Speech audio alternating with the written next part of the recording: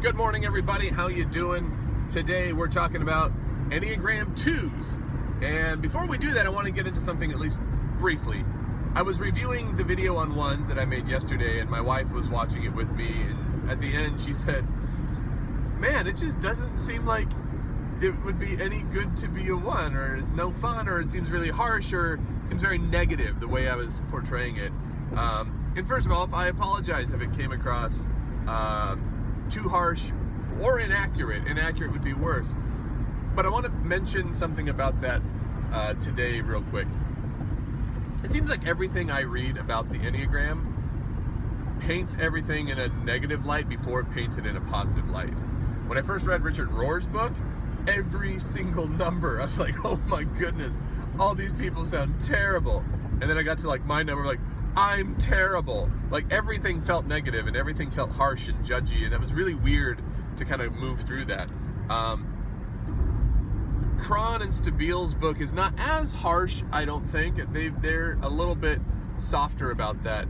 But even they have said on their podcast that if you go in and only talk about why everybody's awesome, it doesn't help anyone. They either can't figure out what they are based on the positive traits, or even if they could figure out what they are, it doesn't help them grow at all. Like, you need to know where the flaws are and the traps and all those things.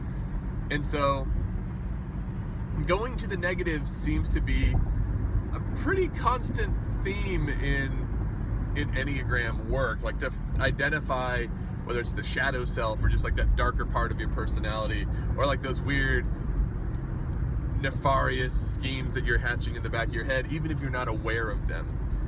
And I promise that all 9 of the types, when we get to them, they're all going to sound a little crazy at one point.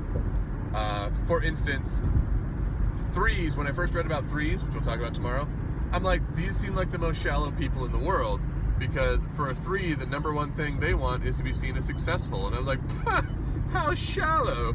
Ooh, look at me, I'm a success. And I was really snotty about it. And then I got to like my number, and it's all like, wants to be known as being special. I'm like, oh no, because it's true. It's absolutely true. But that sounds lame too, right? It's like, hey, notice me, I'm important, I'm special. Like, all of the numbers will sound bad. And it's because all people have their flaws. All people have that darker side of themselves. And to talk about it honestly is really important work. So, with that in mind, we're going to move on into 2s. And as I was reviewing before making this video, 2s can be very, very sensitive to criticism. So if this one seems to sting extra hard, that might mean you're a 2. It might mean that you feel attacked, and I'm sorry for that, because that's not a fun feeling, but it might be true. So let's get into 2s. 2s, their like claim to fame basically is that they are helpers. That's kind of like their nickname in almost everything that I've read, is they are there to be useful, they are there to be helpful, they are there to put themselves into your life in trying to make it a better place. But it's different than 1s. 1s want to fix everything. 2s don't want to necessarily fix everything. 2s want to be there to help because they want to be valued as helpers. So 2s are rarely the people who are in charge of a massive project. They're rarely the people who are running everything. But behind whatever leader you have, there's a good chance that you have a pretty high-powered 2 hanging out right beside them. And that's the thing that 2s do. They are drawn to be helpers because their self-value is often derived from being seen as valuable, as being seen as necessary. That's the dark side. Helping, good side, because they want to be acknowledged, seems a little selfish. All people are selfish. Let's move on. So let's go into like the really, really dark side. Then we'll kind of pull up at the end there. When 2s are in a bad place, when they are stressed, when they are not feeling healthy, when they are, really questioning their self-worth and their self-value, they can become very manipulative. That was one of the first things I read in Roar's book, is that they are there to help you out, but they can also, if they're feeling not loved enough, or if they're feeling like they're being left out or left behind, they can sometimes like create scenarios in which they are needed. And that seems really kind of like you never want to say that to somebody's face. That would be like the worst thing ever. But this is kind of how twos can function. If they feel like they're not valued, they want to put themselves in a place where they can be recognized as valuable, which means maybe they create something where like, you need me now, right? Here I am. It reminds me of, I don't have like a specific cartoon character today, I'm sorry, but it reminds me of the character, like, it's always a side character in a movie.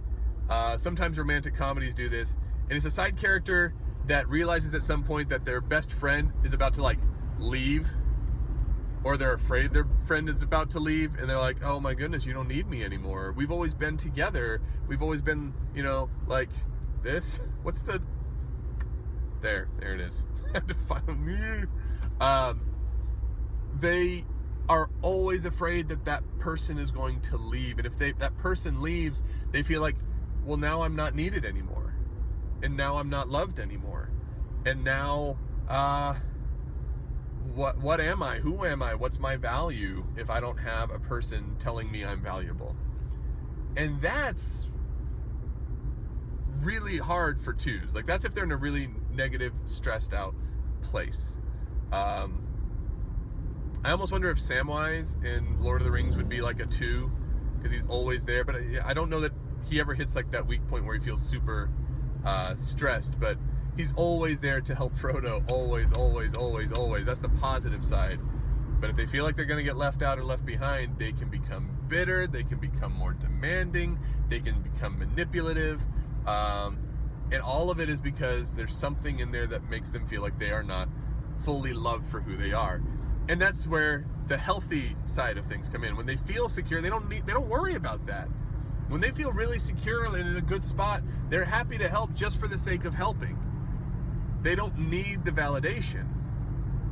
But if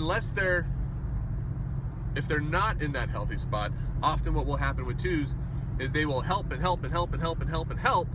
And in the back of their heads, maybe consciously, maybe subconsciously, they are thinking, you know, one of these days, there's going to be a reckoning, and you're going to have to come back and help me out. And that's the thing with twos. They will help you at any given time, but if they're ever in trouble and you don't help them, oh, get ready for the guilt trip, because it will be coming. I have been there for you since the dawn of waffles. I don't know. Passing a place where I've eaten breakfast. Whatever. Okay, but... And that's the weird thing, like, they're there to help, and it is genuine, it is authentic. I don't want to, like, paint this picture that they're always just, like, self-serving, because that's not the case. But part of what's wrapped up into their persona and their personality is just, like, I need to be seen as valuable to you. I need to be needed. And when I don't have a place, and I don't have a spot to fill in, I don't know what I am anymore. I don't know who I am anymore. On one of the episodes of the podcast for The Road Back to You, they talked to a person who wasn't sure if they were a 2 or a 6. There was some confusion on it based on what they knew. And one of the tests that Cron and Stabile put the person through is that if you were all by yourself and you had no contact with anybody, what would happen? And for a 2, they suggested that if you were all by yourself with no contact with other people, you would start to question your own value. You would wonder if you're worth anything. You would be wanting desperately to seek out another human being and talk to them and like have some kind of connection or relationship that helps them be aware that they are a valuable human being. And that's kind of how 2s run. They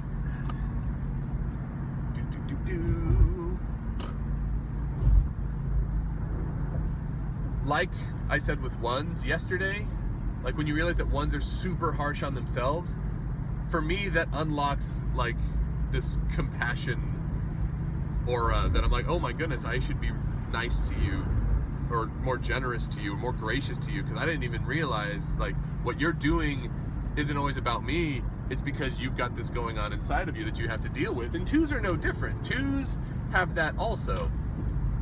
They can sometimes end up being manipulative. They can throw out guilt trips. They can do something that tries to put them back in a position where they feel valuable. But it's not because they're harsh people, and it's not because they're selfish people. It's because somewhere along the line, something has happened that makes them question their own value and whether or not they are loved people. And so if you are a 2, one of the main things to start out with is, 1, tell people about what your problems are. Don't just be the helper for others. Try to bring people in to help you. That's hard for 2s to do, because 2s don't like to vent their problems out. They're afraid that if their problems are out there, people will see it and they'll think, oh man, you're not worth it anymore. Now you've got problems too, like a human being. Get out of here. We're not dealing with that. So that's one thing. But the second thing is, like, for almost every number, you have to love yourself. Yeah, son, I can't.